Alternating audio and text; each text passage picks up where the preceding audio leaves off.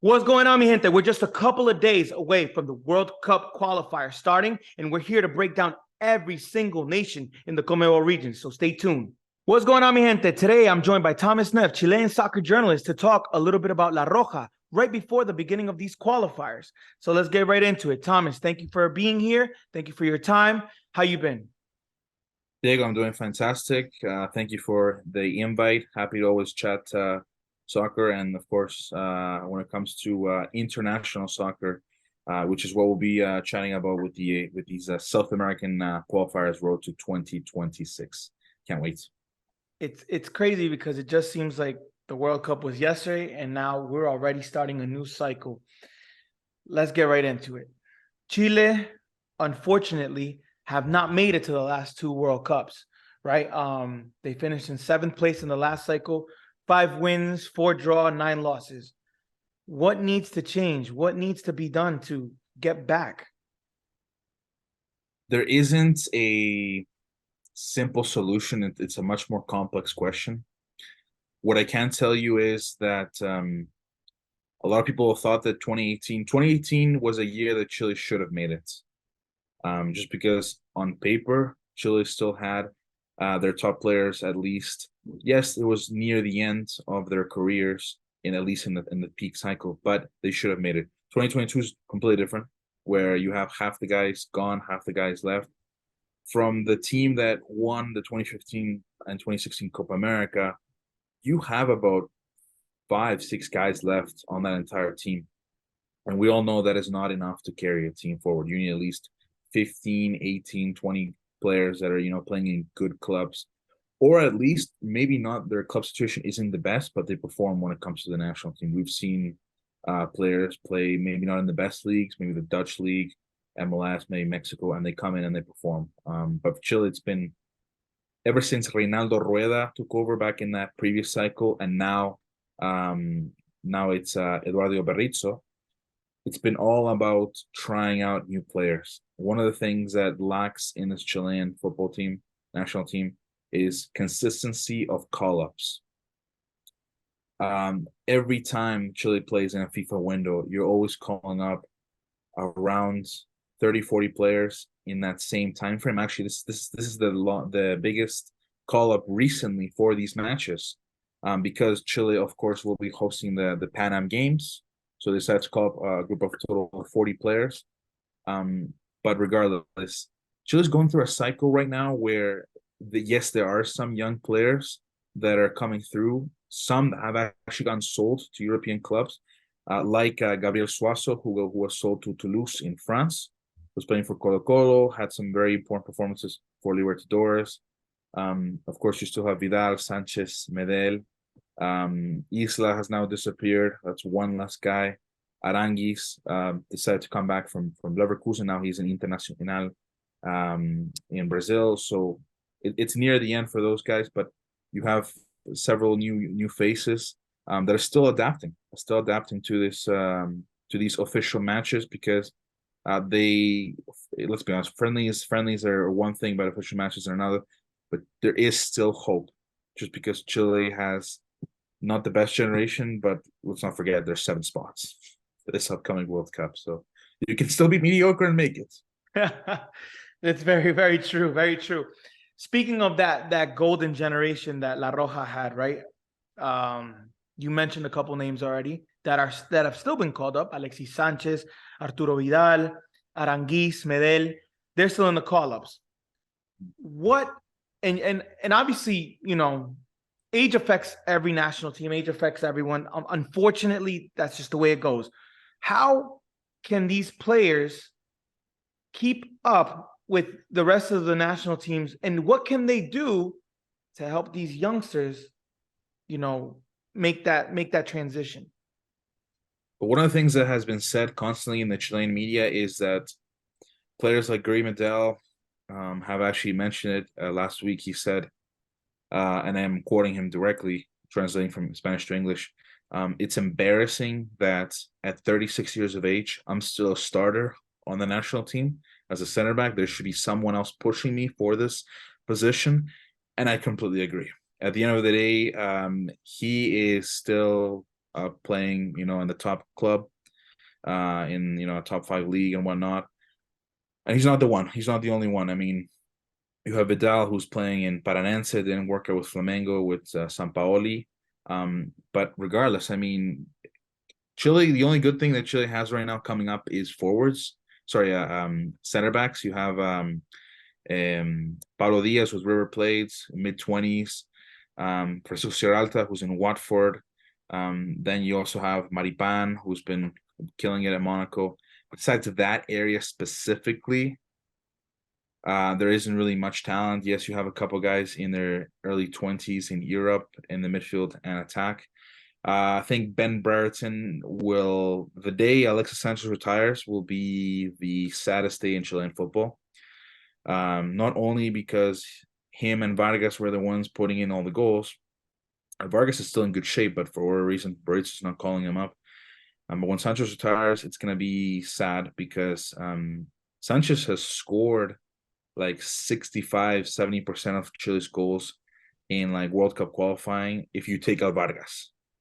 So I think Chile has tried out like 15 different forwards playing in different all kinds of leagues, MLS, Mexico, the Chilean league, of course.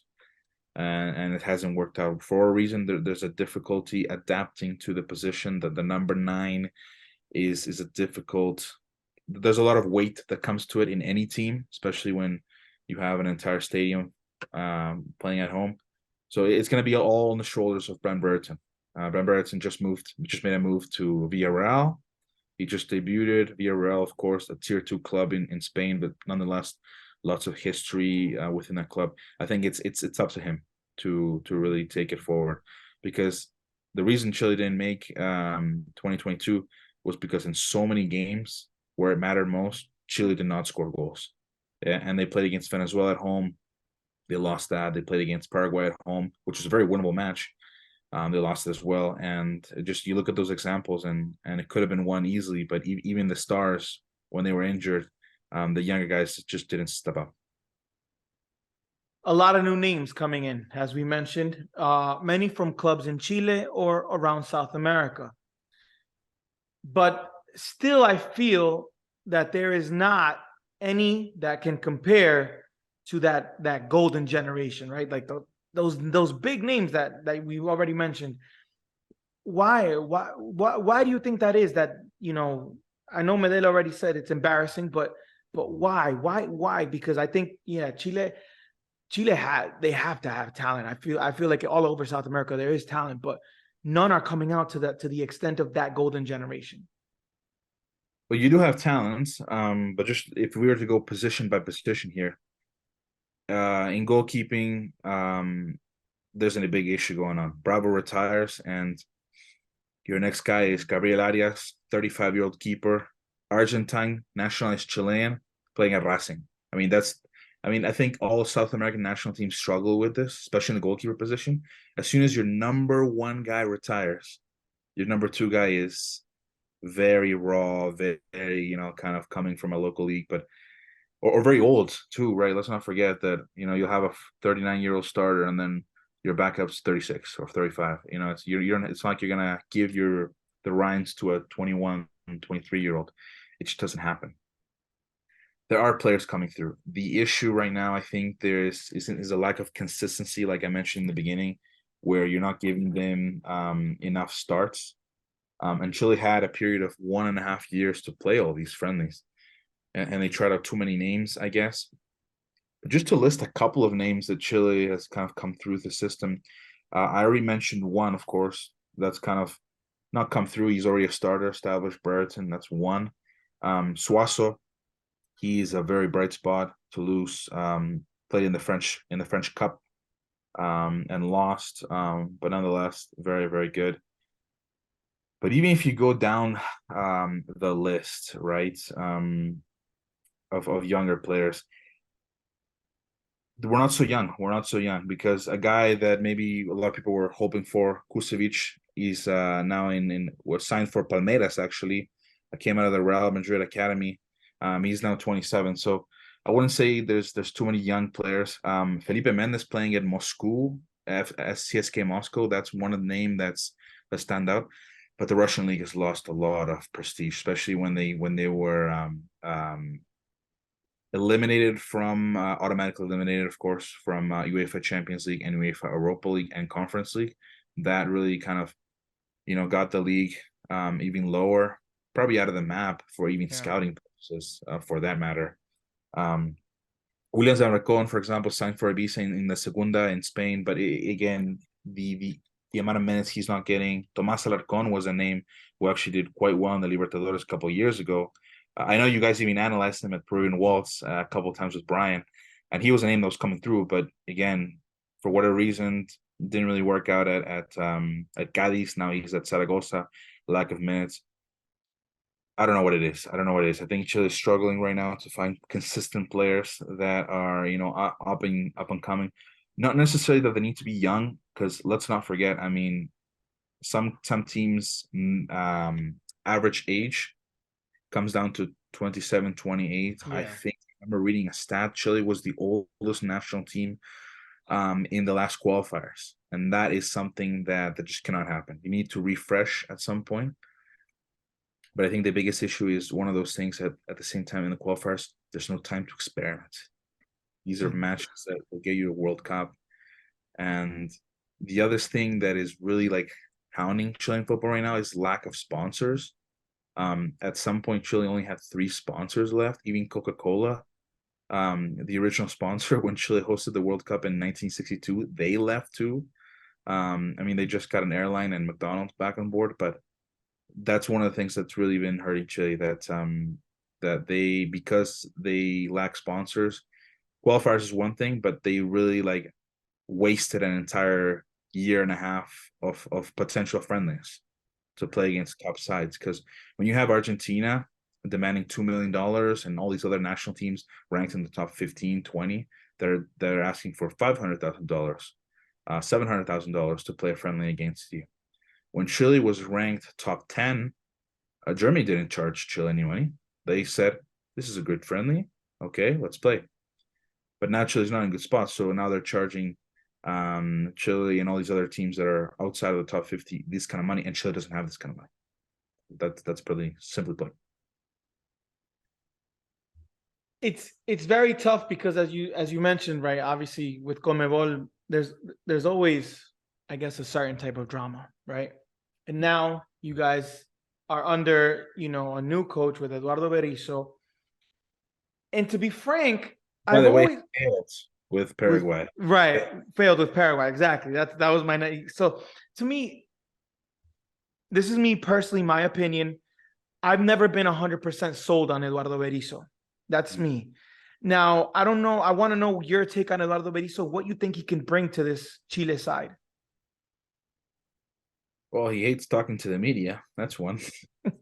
No, I mean, look, he's had an interesting career because yes, he was Bielsa's assistant, and that was a big selling point for this job interview that he had with the federation. But man, that was like 9 years ago. Well, way longer than that. That was like 14, 15 years ago. So at the end of the day, yes, he knows the core group, but I mean, come on, times have changed. He was coach at Sevilla and Celta, so his curriculum does speak for himself. But it's been kind of on a downward trend ever since then, right? He's not the same Berizzo that maybe lifted O'Higgins to a cup. A team that's not very well known, even within Chile. It's kind of a normal side. And you had a couple of those players come to Europe as well. One of them being Pablo Hernandez, who actually went with him to Celta, just because Argentine coaches, they never struggle finding a club for whatever reason. They're always being promoted. I would say not a lot of people are hopeful, but at the same time, I've been proven wrong in the past. For me, the biggest issue with Berizzo is he doesn't communicate his decisions.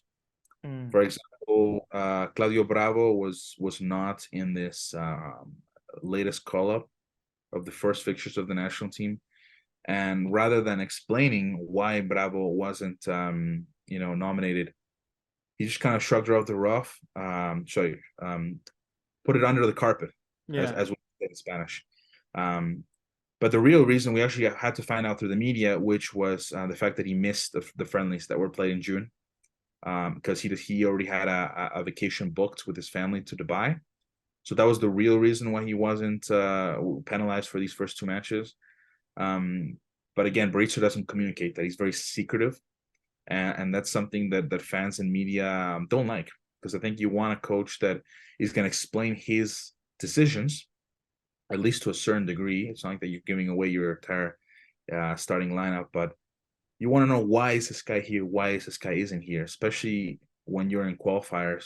When in qualifiers, when a team qualifies, you use 35 to 40 players in that cycle, right? So you do want to know, why is this guy being called up? He didn't have many minutes, especially when maybe players are not in their best form and they're still, in the setup. Now, based on everything that we, the little that we do know, because as you said, Berizzo doesn't exactly say everything, but who's been called up. We already kind of know who's been called up for the other teams, and that's just the beginning, because obviously this is going to go on for another almost 2 years until we figure out and find out who will be in the 2026 World Cup. But for you, I want to know, realistically, in what position can you see this Chile side ending up at the end of this campaign? Anywhere from 6th to 8th. It's a hit or miss. 6 or 8, okay. I mean, that's realistic, right? If that's realistic for you. Be competing against Paraguay, Peru. Yeah, I'm gonna say Paraguay and Peru. That's their competition right now. For me, and Colombia, I think Colombia is going through a rough patch right now at the moment. Bolivia and Venezuela never make it. Maybe they have a slight chance, but even then, if you've noticed, their rosters are still quite thin. Most players in Bolivian national team still play in Bolivia. Most players in Venezuela. Yes, Venezuela does a better job at exporting players, but they don't have enough quality players, I'd say. I think 6th, 7th, 8th, that's a very realistic standard. Right now in South American football, besides Argentina and Brazil, Uruguay with Bielsa, I think they're going to do great. Very, very exciting process there. Ecuador, very, very young, talented team. One of the youngest teams of the World Cup. Got to watch them and cover them live in Qatar. And that's going to be a team that could even push even for third. Very, very good. And everyone else, like I said, is not in a good shape. You have those 4 teams that are in a good shape, and you have the rest of the 6 teams that aren't in an okay to bad shape. Just because there's no real budget, right? I mean, we saw even with Peru, Gareca leaves, and then you don't even have budget to even hire a good coach, but Reynoso, right? I mean, that's kind of the issues that South American national teams, besides the top 3, struggle with. Besides Argentina, Uruguay, and Brazil, is that you're always calling up you're always hiring managers that, I mean, don't get me wrong, everybody would love to have a manager like Pep Guardiola, but come on, nobody can afford him. So you have to settle for what you have, what is in the piggy bank, looking at the finances and whatnot. And I think right now it's one of those things where I could see this going one of two ways.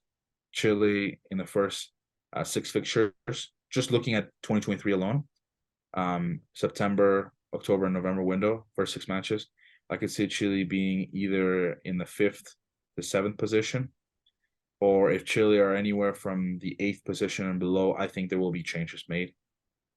Again, it's going to be tough. I'm not. I think it is very safe to say that Chile will likely look for draws. I don't think there's going to be much going for goals, because let's not lie. I mean, Uruguay, very, very talented team. The only thing that I could say about Uruguay is that they're still figuring it out. They're still figuring it out. Even the World Cup, they were figuring it out, and you cannot be figuring out things at the World Cup. Figuring out the World Cup is you have to have your set team, your tactics, and whatnot, and that's something that didn't happen with Diego Alonso. So I still have hope that that Chile can come up with a good result against Uruguay, and then in the second fixture as well.